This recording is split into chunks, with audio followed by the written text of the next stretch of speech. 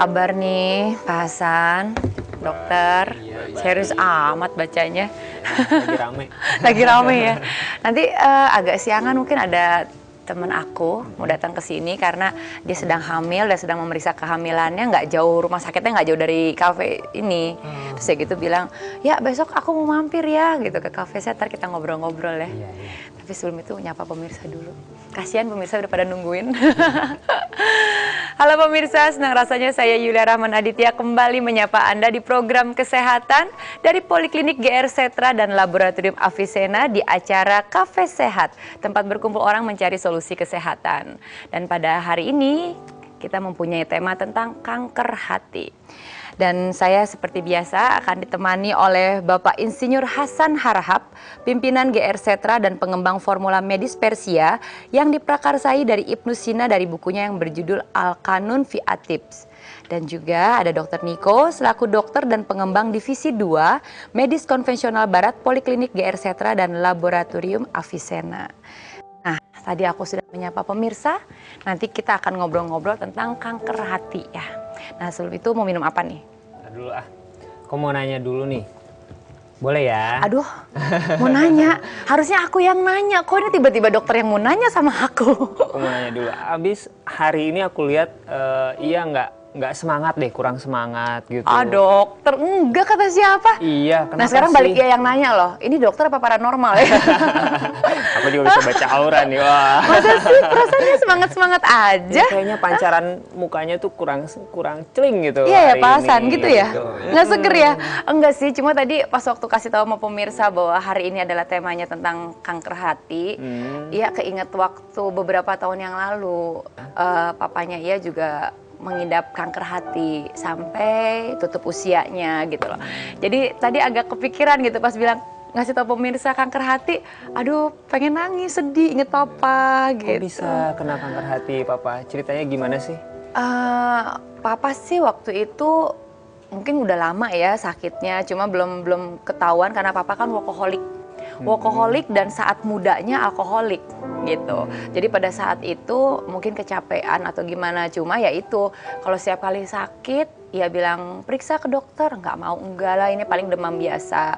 Jadi sering demam, sering badannya sering nggak enak, apa sih kayak ngilu gitu, terus perutnya sering sakit, kayak mah, kata papa sih bilang mah, sampai nggak bisa bangun karena perutnya sakit. Terus periksa ke dokter sih bilang ya mungkin kecapean, awalnya dokter umum kan. Nah suatu hari papa tuh sempat muntah. Jadi muntahnya itu muntah darah. Yang keluar itu darahnya tuh bukan darah yang encer gitu. Jadi darahnya tuh emang potongan-potongan darah. Gitu. Jadi pada saat itu baru yang, hah kenapa ya? Jadi langsung dilarikan ke rumah sakit di Jakarta. Waktu itu kan ya tinggalnya di Bogor kan. Dari ke Jakarta terus udah gitu langsung diperiksa. Dan ternyata pada saat pemeriksaan itu memang indikasinya ke arah sirosis hepatis. Sirosis hepatis. Bener nggak sih dok, kalau sirosis hepatis itu kan hatinya tuh mengecil ya. Ya. Jadi dia tidak bisa berfungsi menyerap makanan dengan baik. Jadi akhirnya papa tuh yang tadinya badannya biasa jadi kurus, segitu yang ada perutnya yang membesar. Oh iya, karena ada pengumpulan cairan. Pengumpulan cairan itu. Nah ini yang membuat aku tadi agak kebayang-bayang sedih karena setiap awalnya dari 8 bulan sekali, 6 bulan sekali, itu papa harus dikeluarin cairannya dari perut. Oh iya. Sampai akhirnya buah zakarnya pun membesar karena cairannya sudah kemana-mana. Dan terakhir itu ke paru-paru. Nah pasti paru-paru itulah dokter akhirnya bilang bahwa ini nggak ada obat lagi lain gitu ya. Selain caranya adalah mengeluarkan cairan itu dan memberikan albumin untuk menambah protein. Kalau Iya nih lagi ngobrol-ngobrol dengan dokter gitu kan, dengan Pak Hasan, semua kunci itu di keluarga kan. Jadi meskipun kita tahu gitu ya sampai segitu parahnya papa, cuma aku depan papa enggak kok papa nggak apa-apa gitu. Tapi kalau pas di belakang papa langsung nangis, apalagi tahu saat itu cairannya sudah naik ke paru-paru. Aduh dokter, ntar aku malah jadi sedih, malah jadi nangis. Pemirsa di rumah, sebelum kita melanjutkan pembicaraannya lebih dalam lagi, kita lihat dulu tayangan yang berikut ini. Dulu kan bapak saya penderita kanker hati, jadi ya selama 2 tahun menemani beliaulah untuk kemoterapi untuk kanker hatinya ini gitu. Kemoterapi itu kan memang membunuh semua sel gitu, tidak hanya sel-sel kanker tapi juga sel-sel yang sehat gitu. Sehingga ya pada akhirnya sih 10 hari terakhir sebelum dia meninggal tuh cepat sekali dropnya gitu. Tiap hari tuh bener-bener dari yang sadar sampai tiba-tiba nggak sadar, terus wah pokoknya cepat sekali deh kemundurannya gitu. Ya semangat pasien untuk sembuh gitu ya, itu benar-benar bisa memperpanjang lah gitu. Ya saya mau mengucapkan selamat dan juga apresiasi kepada GR Setra yang telah mengembangkan medis Persia untuk menanggulangi masalah kanker gitu.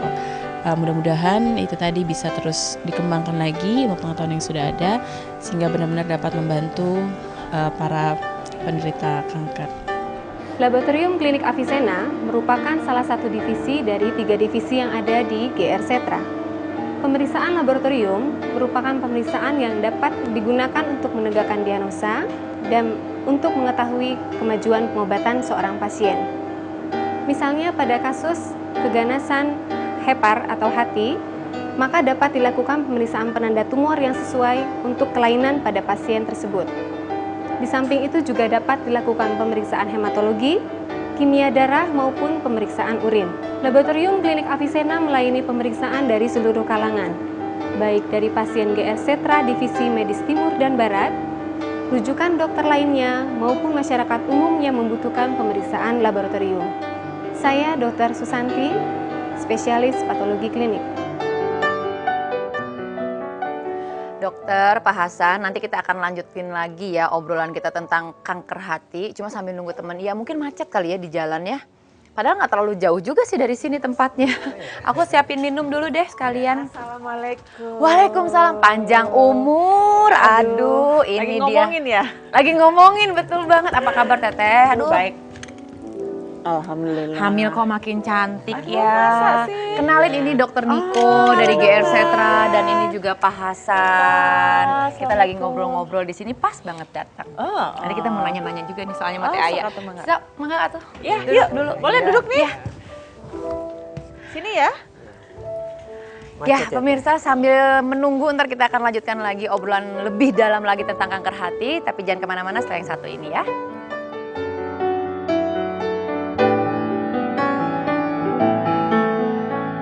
Kalau ditelusuri gitu ya, mungkin gejala awalnya itu sebenarnya udah dari 4 tahun yang lalu gitu.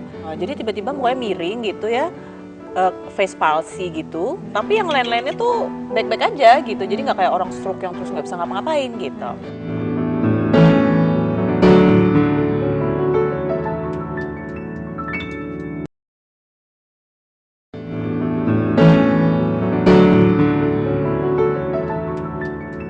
Pemirsa, mungkin Anda ingin tahu bagaimana cara GR Setra berusaha menyembuhkan penyakit kanker khususnya kanker hati. Nah, di sini kita lihat bahan yang dibutuhkan untuk membangun imun. Anda bisa melihat ini kami buat dari tumbuhan sesuai dengan the Books of Canon Medicine. Dan ini juga sangat kita butuhkan bagi yang sehat maupun yang sudah terkena kanker. Nah, yang kedua, ini protein yang satu ini tidak pernah ketinggalan. Ini adalah bahan untuk mempercepat imun yang sudah sangat jatuh, bisa kita angkat lagi. Anda bisa melihat formula apa saja yang bisa kita berikan, dan pembuatan formula ini sesuai dengan Al-Kanun fi At-Tibbs. Ini sebagian bahan yang kita gunakan untuk memutus ataupun untuk memperbaiki jaringan sel hati yang sudah rusak, baik pengerasan akibat virus dan lain-lain. Demikianlah penjelasan dari GR Setra, Canon Medicine Indonesia, khusus mengenai kanker hati.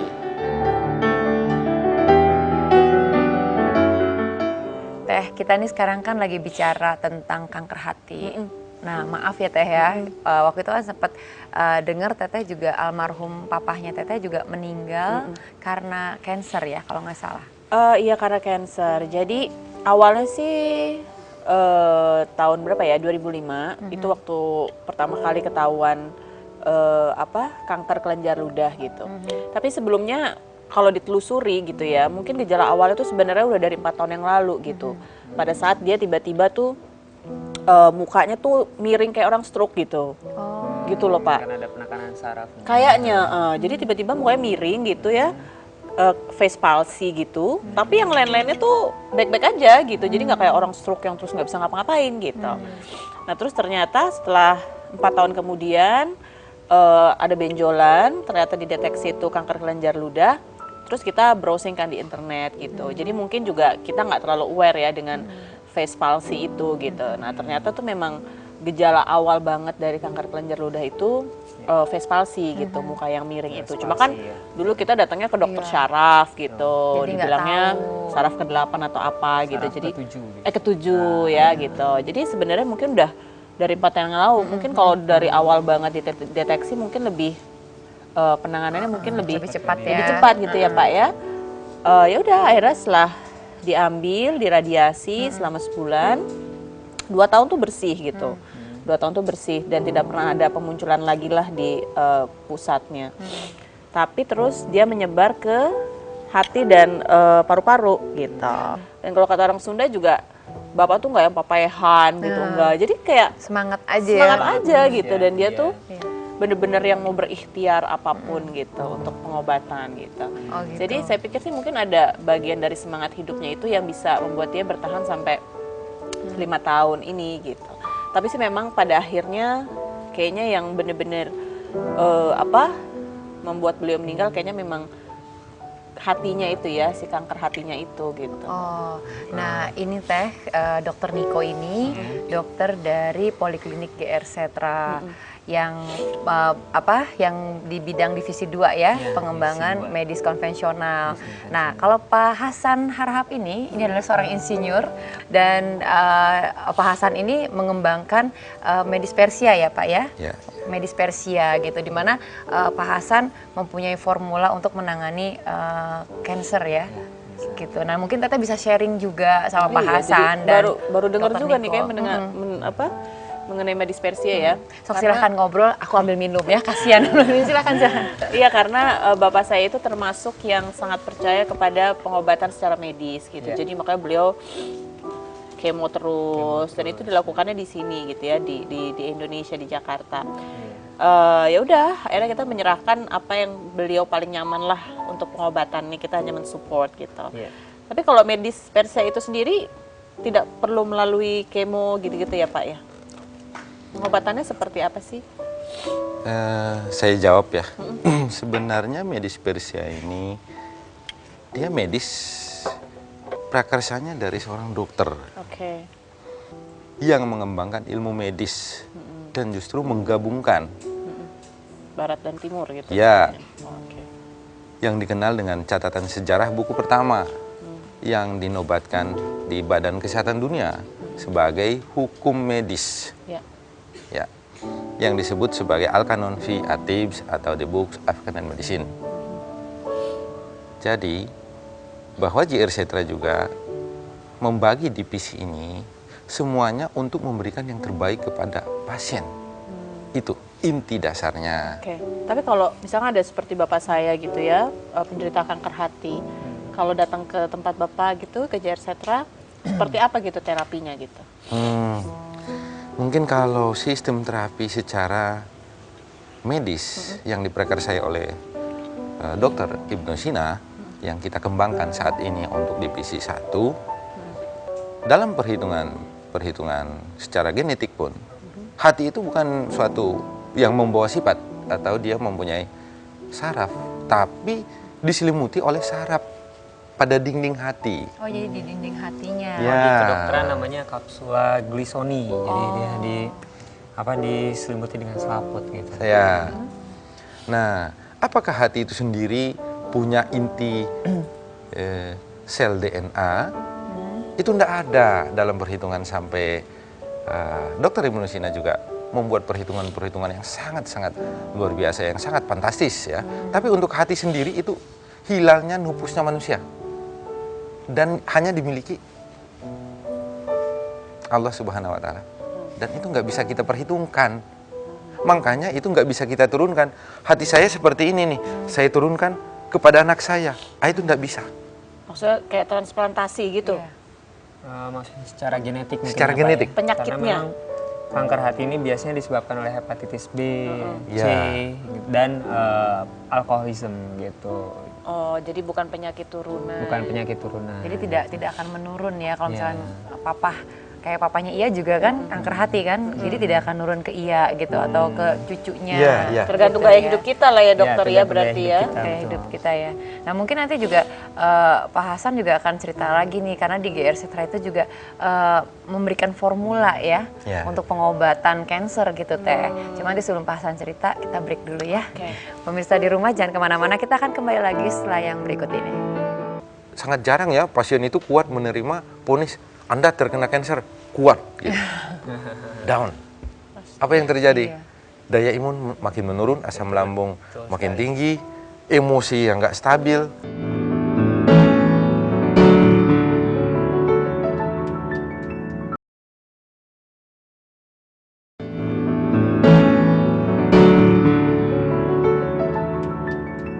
Namanya GR Setra ini dia membuat terobosan baru. Jadi dia itu membuat ramuan-ramuan atau obat gitu, itu enggak sama dari satu pasien ke pasien lain gitu ya. Bagusnya mereka gitu, jadi detail, teliti gitu. Kalau misalnya tanpa operasi, tanpa efek samping, ya bagus juga ya mungkin. Tapi soal biayanya kan nggak tahu ya. Tapi kalau yang terpenting memang mungkin itu yang dicari ya, tanpa efek samping. Operasi juga karena pasti orang dengar operasi tuh yang dibayangin adalah pasti serem banget. Selamat buat GR Setra atas penemuannya. Aku salut dan sukses terus. Semoga bisa menyembuhkan segala macam jenis kanker dan bisa menyelamatkan manusia yang ada di dunia, di Indonesia terutama di dunia ini. Amin. Pak Hasan, tadi kan kita sempat bicara tentang formula gitu, formula yang diberikan oleh medis Persia terhadap si penderita kanker. Nah mungkin Pak Hasan bisa ceritakan juga sama Teh Aya supaya Teh Aya juga lebih tahu apa sih itu formula gitu. Ya. Sebenarnya gini, sebelum kita membahas tentang formula dulu, secara ilmu medis perkembangan terus terjadi. Tapi sampai hari ini memang inti sel DNA pada hati itu tidak ada number. Dia tidak bisa memberi messenger pesan kepada otak, dan otak juga tidak akan pernah bisa mengolah hati. Anda harus begini, tidak bisa. Jadi nukleatnya yang mana, messenger yang mana, inti sel DNA-nya untuk perbaikan untuk sel perusak tadi yang mana? Karena tidak ada number. Itu milik Tuhan. Sekali lagi saya katakan, hilal dan lupusnya manusia adanya di hati.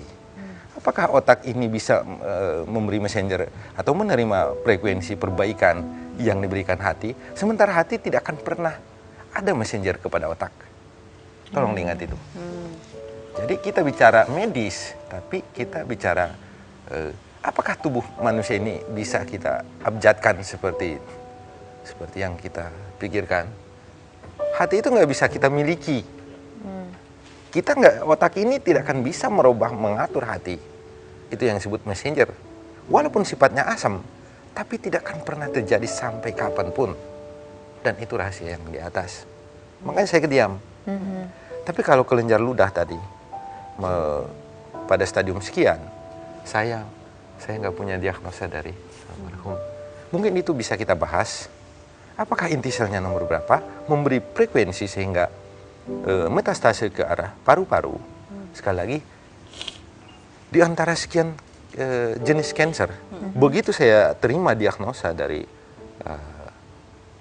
dokter Patnin yang kita miliki dan laboratorium yang kita miliki di GR Setra, ini yang paling menakutkan buat saya. Kanker apa? Paru-paru. Karena kalau seseorang sudah terkena kanker paru-paru atau metastase ke paru-paru, itu istirahatnya sangat sulit, sangat sulit. Tidur nggak bisa, sesek, Iya, sesek. duduk nggak bisa. Jadi terakhirnya si pasien kita ini begini nih, tidurnya atau istirahatnya.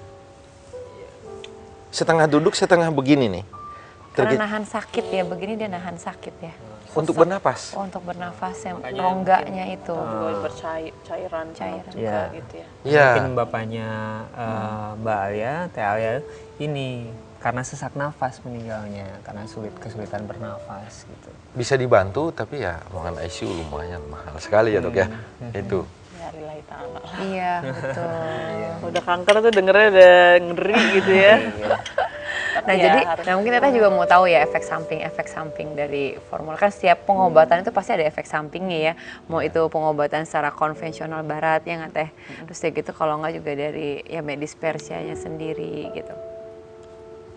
Mungkin secara medis konvensional, Dokter Niko lebih paham bisa menjelaskan ke.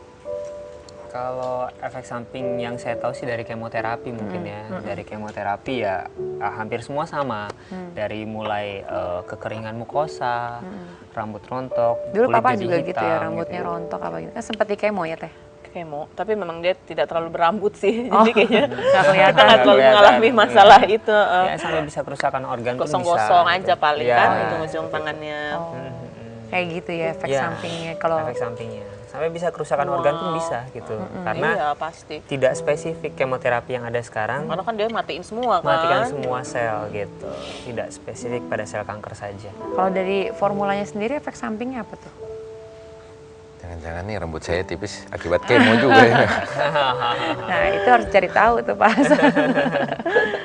Pada prinsipnya bahwa secara obat atau peracikan obat yang kita buat yang biasa kami sebut sebagai formula JR Cetra untuk cancer. Nah, ini hanya sebutan sebagai formula sebenarnya. Jadi bahan obat ini yang sudah kita buat, kita racik ataupun sesuai dengan The Books of Indian Medicine yang dibuat oleh Dr. Ibnu Sina sebelumnya, sesudah kita dapatkan, oh imun pasien nih, karena sangat jarang ya pasien itu kuat menerima vonis Anda terkena kanker, kuat, gitu. Down. Apa yang terjadi? Daya imun makin menurun, asam lambung makin tinggi, emosi yang nggak stabil. Jadi lebih stres ya. Iya, kita bangun lagi. Imunnya dulu. Sesudah naik, hampir mencapai 80% seperti sehatnya, baru kita beri, tembak lagi. Untuk memutus inti sel. Efeknya untuk pasien, secara umumnya hampir tidak ada efek samping. Jadi bisa dikatakan bahwa dari formula itu sendiri hampir tidak ada efek samping. Ya. Dan bahkan kalau yang sudah menjalani kemo itu bisa dibantu ya dengan formula ini gitu Teh. Jadi mungkin Teteh juga baru tahu kan ya. Oke, sekali lagi terima kasih ya Teh Aya ya sama-sama. udah Aduh, bela-belain makasih. mampir ke sini ya, padahal bawa perut ya lumayan lah 6 bulan ya. Pengetahuan. Iya. harus dikejar. Dokter Niko juga terima kasih ya, Pak Hasan, terima kasih sekali. Sama-sama. Nanti mampir-mampir lagi ke sini. Dan pemirsa di rumah tidak terasa 30 menit sudah kebersamaan kita. Kayaknya memang kita harus pamit. Tapi jangan lupa saksikan terus Cafe Sehat, tempat berkumpul orang mencari solusi kesehatan. Akhir kata saya Yudha Rahman Aditya, sampai jumpa.